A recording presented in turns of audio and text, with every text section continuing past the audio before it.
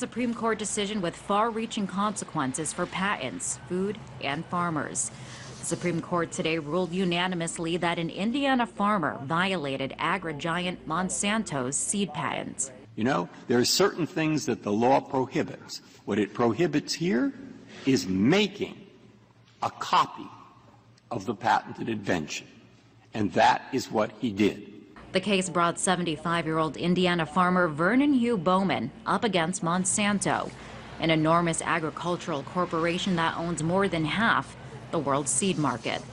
I don't know that, but I could see nothing what I done was wrong. Monsanto requires farmers to buy its seeds genetically modified to resist this weed killer.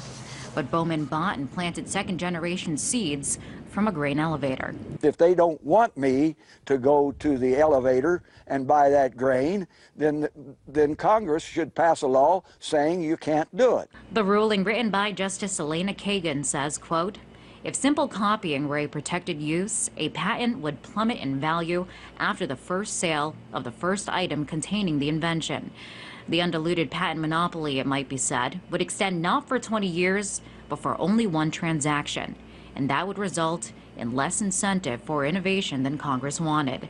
But consumer and organic food groups say food and living things should be viewed differently. We're not talking about the latest cell phone. We're not talking about some, fancy new technology. This is about whether people are going to be able to afford to farm and afford to eat. The Supreme Court decision would come as a sigh of relief for companies that invent products that are able to copy itself. But when it comes to food, consumers may be paying the price.